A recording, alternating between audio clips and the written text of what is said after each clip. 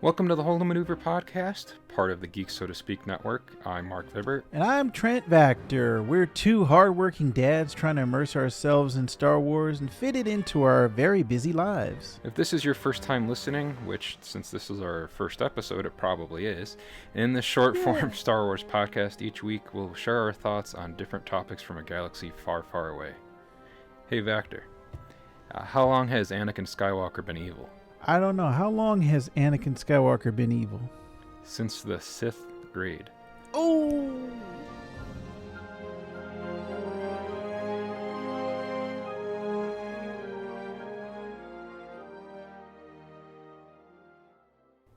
And we're back.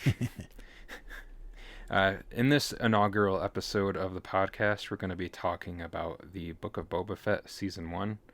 Maybe the entire series. We don't know if there's going to be a Season 2.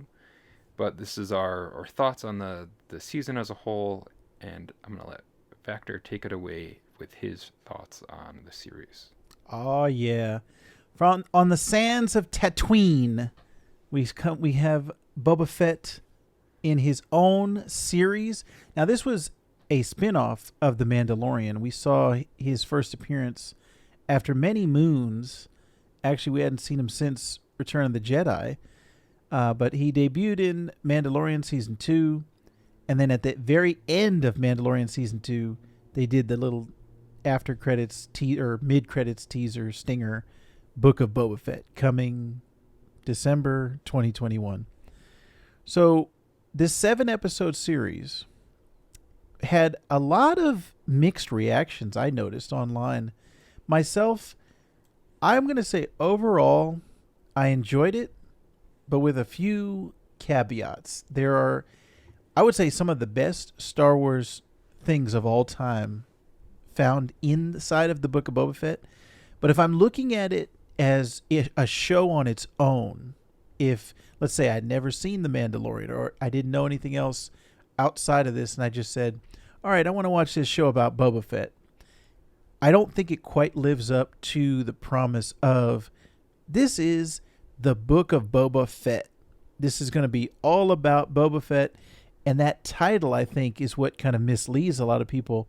And a lot of the negative reviews that I saw online or that I've been seeing, I think has been this show itself is not a great Boba Fett show, but it's a good Star Wars show. And if they had called it Star Wars Chronicles or Star Wars series or whatever, like the Book of Tatooine, maybe it would have had a little bit different reaction. But overall, I enjoyed the series, the Book of Boba Fett. So what did you think? I would say I have to agree with you. One of the things I saw someone say, actually our friends over at Live Action Star Wars with James and Ralph, who did our awesome podcast artwork for this show. So Thank you again, Ralph. I don't remember if it was Ralph or James, but one of them said that a good kind of definition for why the show was called the Book of Boba Fett was not necessarily because it was always about Boba Fett, the character, but how Boba Fett affected each of these characters' lives in some way, and all of the characters that we did see in there. So whether it was like Cobb Vanth with the armor, or Cad Bane, or even Din Djarin or Grogu or Luke Skywalker, he touched each of their lives in some way. So even if he wasn't in, so like those 2 episodes, he wasn't even really in a show called The Book of Boba Fett, he was still had a presence because he touched those people's lives that sent them somehow within a trajectory to where they were presently in the show. Which I kind of like that reasoning. Yeah, but I do like that explanation of him showing, having touched each one of these people's lives, whether it be Fennec Shan or Din Djarin, Grogu even. I think that's interesting. The thing that throws me off of the show and calling it the Book of Boba Fett was it seemed like it was going to be the story of him getting out of the Sarlacc, number one, because that's what everybody was like, all right, how did he get out of the Sarlacc? So check, it did that. Number two, him trying to become this crime lord or the head of the criminal empire on Tatooine, because that was the initial tease was, okay, he killed Bib Fortuna. Bib Fortuna, and he sat on Jabba's throne. Okay, why is he doing that? And that was what the show was, I thought, promising. I think at the end, we got some teases in the show. We got some little bits and pieces, but it didn't seem like it actually answered that question to me. Why did he want to run this criminal empire? What was in it for him? Right. And I was more interested in, and they really did not get into this, how is his life as a clone of Jango Fett? That's what I was more interested in, because we saw the little flashbacks of Jango leaving and young Boba running to the window and it's raining. But then they kind of abandon that, and then they never go into, okay, well, what about the other clones in the galaxy? What about, all of these? What is it to be a clone? What is it to be the alpha clone, as we found out in Bad Batch?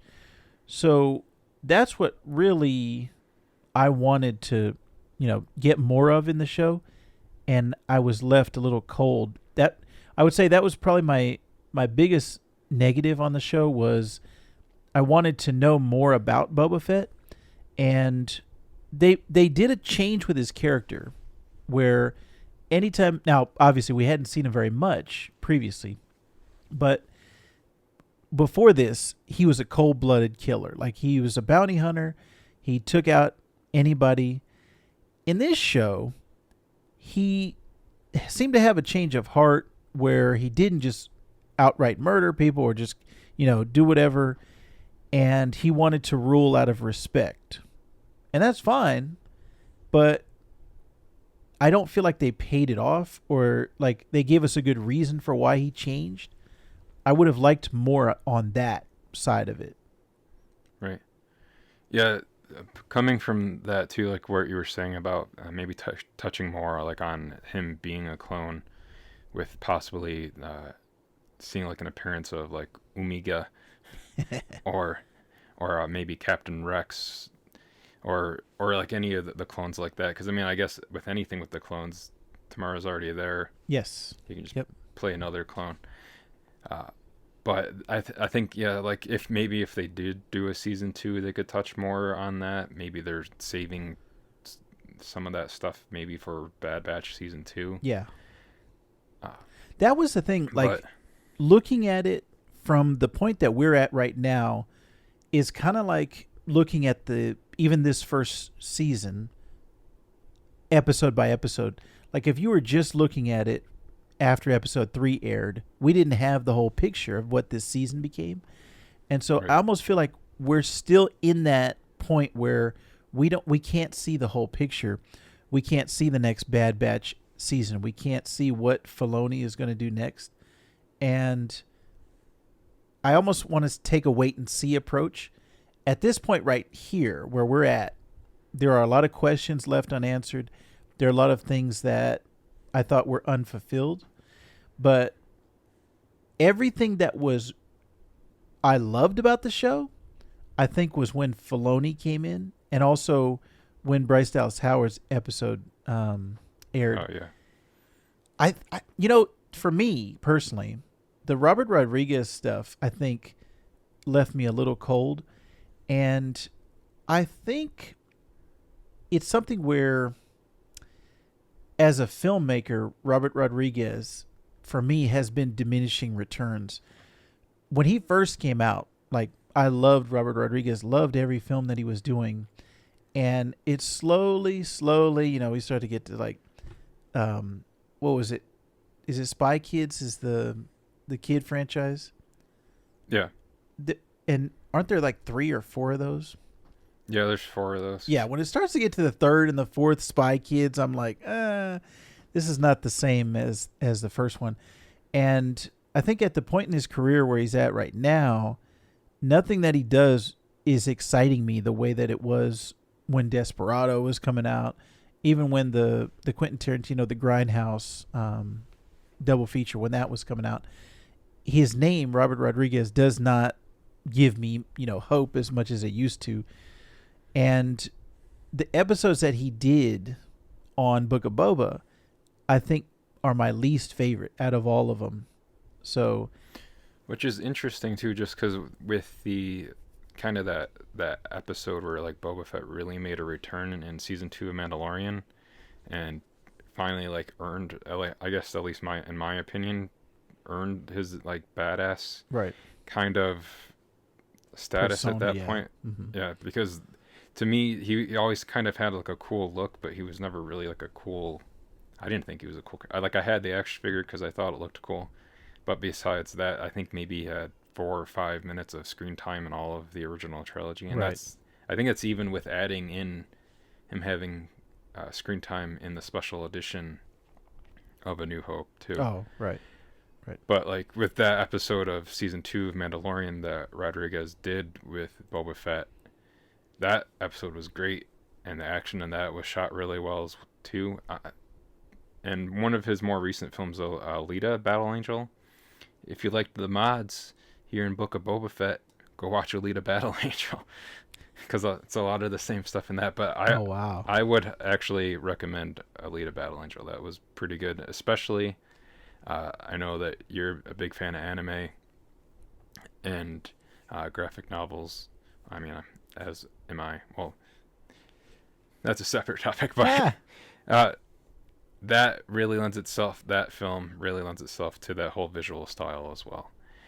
But yeah, like you're saying, he does kind of have its own style that might not jive as well with Star Wars.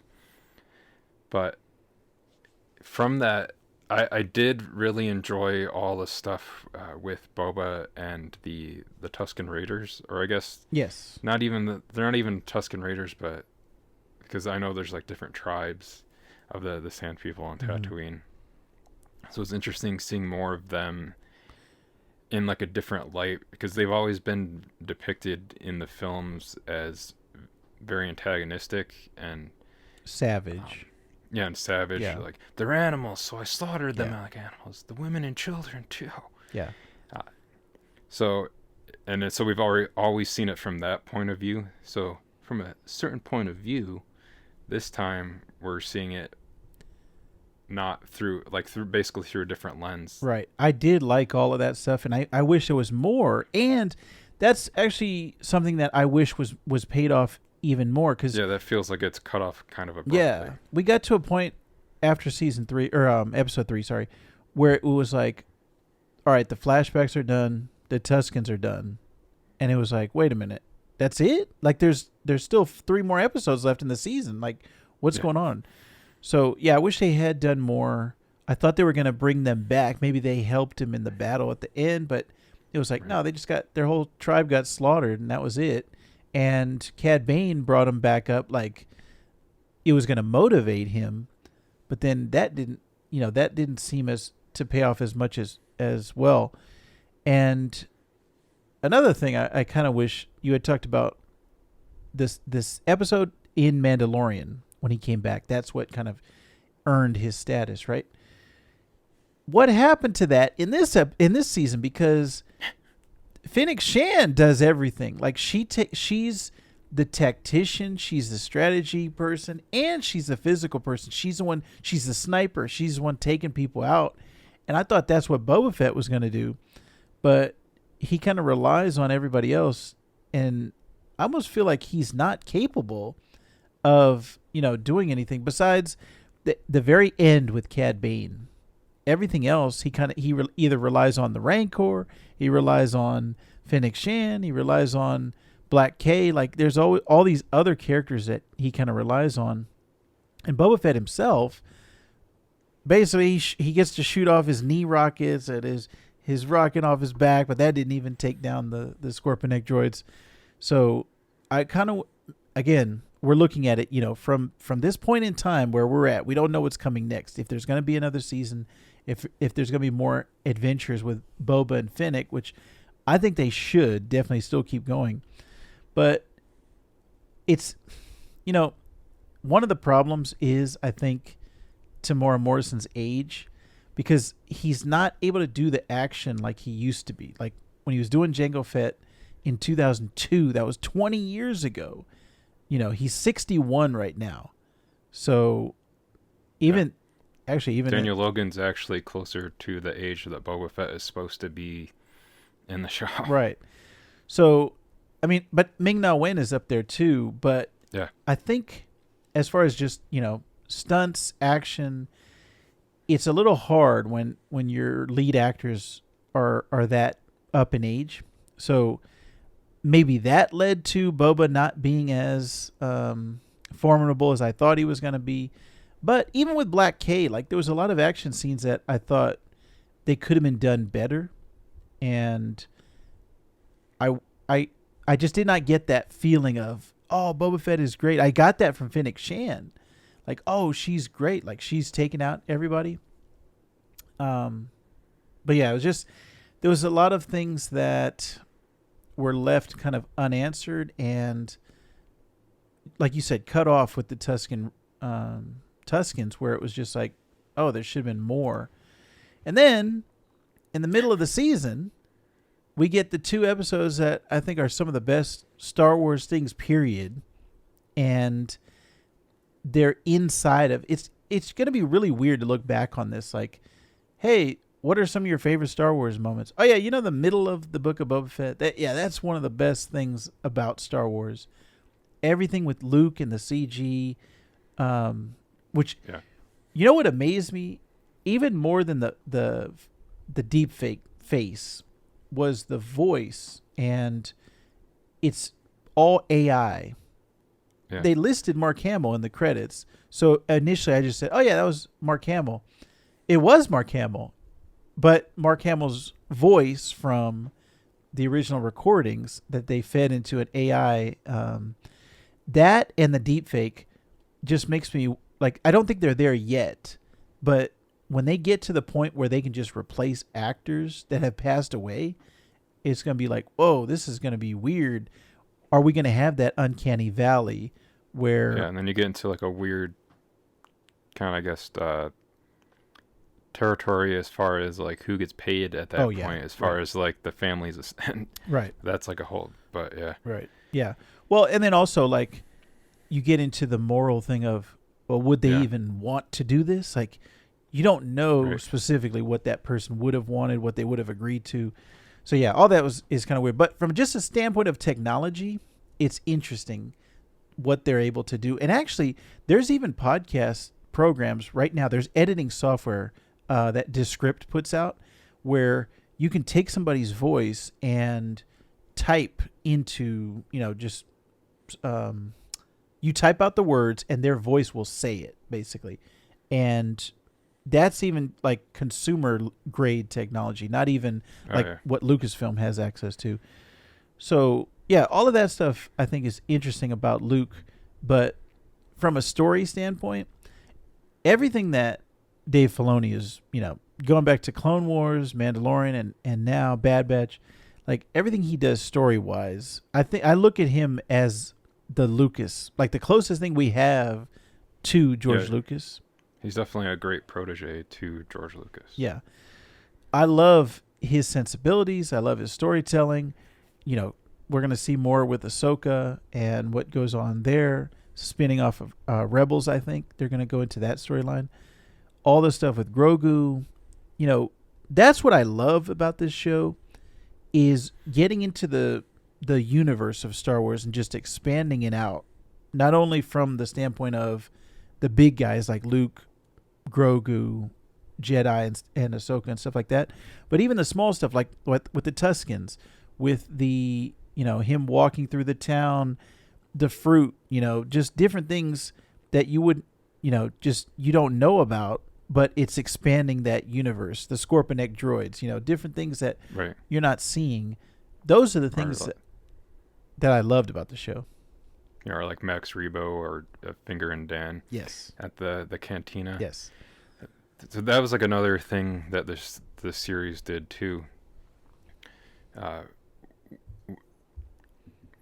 with some of the stuff they did, like you were saying though, it was basically kind of like 4 episodes of the Book of Boba Fett, 2 episodes of season 2.5 of Yeah. the Mandalorian, and then kind of like a Defenders Avengers team up at the end with Din and Boba. But this season also did do a lot of kind of like toy box pairings of just everything from all different aspects of the Star Wars universe, because we had whether it was Mando flying a Naboo starfighter through Beggar's Canyon and going by That the scene was gate great. that Anakin broke that still Yes. wasn't fixed. Like, what was that, like 50 years later? Yeah. That Or, was great. characters from comic books, or BD from the video Fallen games, Order, or yep. or like Cad Bane from the animated series, Ahsoka from the animated series. It was cool to see all of or Cobb Vanth from the books. It was like all these mixed media of Star Wars characters from different things that had been introduced in one area. So I know like there's tons of stuff to be critical about in this, but there's tons of things to appreciate and to also celebrate about what the show was able to do and mix together. Plus, we got to see Boba Fett riding a Rancor, so that was pretty awesome. And I love the way that they made the CG kind of look like he moved in stop motion a Yeah. little bit. Yeah, like skipping frames to make it look like that. Yeah. So that was great as well. Yeah, that was I really like that CG. Now, from the whole season as a whole, we've already kind of talked about like Luke and Ahsoka. That was even awesome too, with like Ahsoka saying that you remind me a lot of your father. And so we don't even know like how those two met. Yes, right.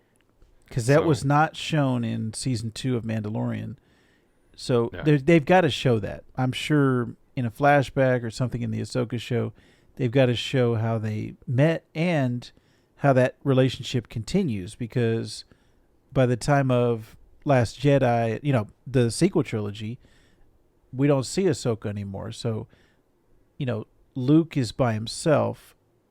And, that's not necessarily saying that Ahsoka's not still around, but I just want to see, their relationship continue to grow. Rosario Dawson's still doing a great job with Ahsoka. And I think there's a couple more, just like the stuff you saw in this show, the mixed media stuff.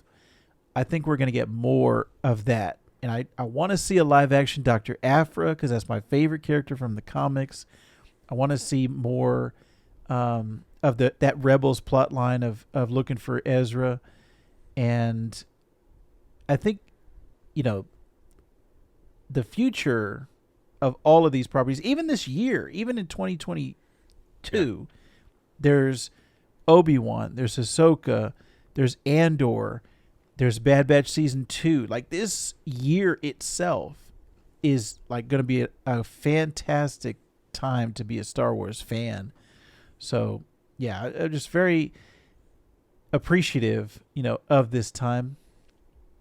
And there's a lot of stuff in Book of Boba Fett that is great, and there's a lot of stuff that's just kind of weird. But I guess I fall like right in the middle on the show overall. Like, if every episode was like 5 and 6, it would be my favorite thing. But there were other pieces moving around in this show. So yeah, I definitely want to see what comes next, and I want to see the overall picture of where this fits in, especially with Mando Season 3. Are we going to get Boba episodes in that? Right. Yeah, I guess we'll see, because I know that starts later this year. Yeah, that'll be in December. And then like you said, we have Obi-Wan coming out in May. Oh, Bad Batch Season 2 this year. The Lego Star Wars Skywalker Saga game finally comes out this year. So there's plenty to look forward to with Star Wars. And hopefully, I know that you've enjoyed them. I've enjoyed them with the Disney Gallery Yes. series. Hopefully, maybe they'll do.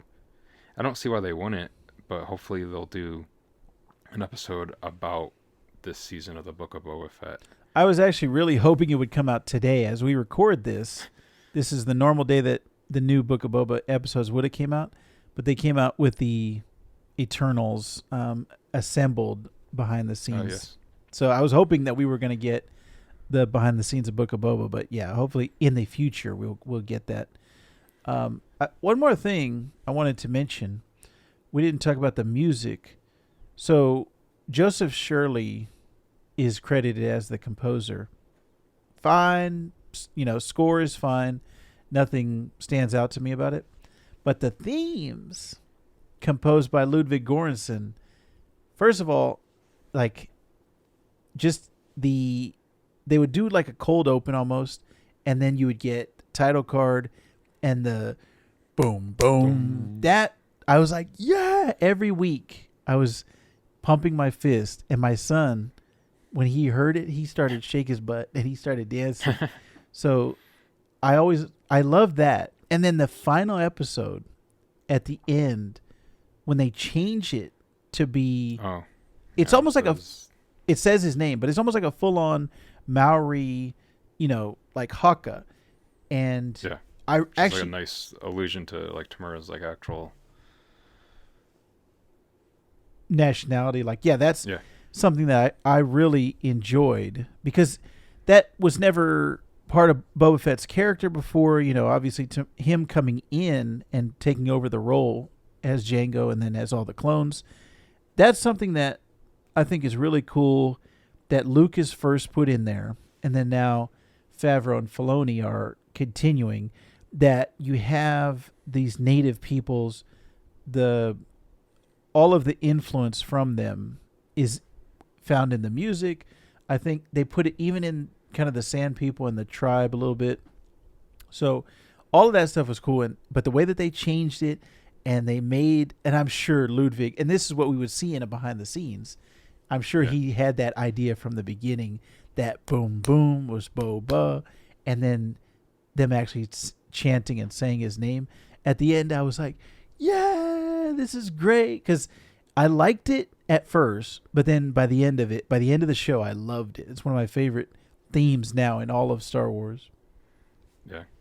And kind of to close this out, like what I would say too is that this is kind of an awesome like new golden age of Star Wars. Oh yeah. With being able to, I like being able to like have, it used to be Fridays, now Disney Plus does Wednesdays, having that day each week to look forward to watching the show with my wife and son, and then we sit down and watch it together. I was away last week, so we had to watch the finale separately, so that was kind of a bummer. I watched it on my laptop, and they watched it on the TV in our living room. I will say that when I was at Downtown Disney very briefly last week, and I sat on formerly Jabba's throne, now Boba's throne, it was pretty comfy. Nice. So I might have to kill Boba Fett and take over that throne. But on that note, you guys can find us on all of the social media places, or most of them. Most of the places we're all just going to be HoldoPod. So at Twitter, it's at HoldoPod, HOLDOPOD. Instagram's the same thing. Facebook, it's also facebook.com/HoldoPod. You can email us at holdopod@gmail.com. And then for all things Geek So to Speak within the Geek So to Speak network, you can just go to geeksotospeak.com. It's that easy. And then you can follow me on Twitter at Marc Vibbert, MarcVibbert. And then where can they find you, Vactor? Mine is my last name, Vactor, V like Victor, ACTOR. And you can also follow our buddies Shoff and Rob on all those places as well. Shoff is Shoff VO. That's V as in Vader, O as in quick name a Star Wars O character. Now I'm blanking. No. Ah, Obi-Wan. Obi-Wan. there. Oh yeah, there you go. Yeah, Shoff VO. V as in Vader. O as in Obi-Wan, and Wonder Rob at Wonder Rob R. Oh, I was gonna spell it RONWONDER ROB. So for me, I'm Mark, I'm Vactor. and we will see you again next time on the Holdo Maneuver in a galaxy far, far away. Thank the maker.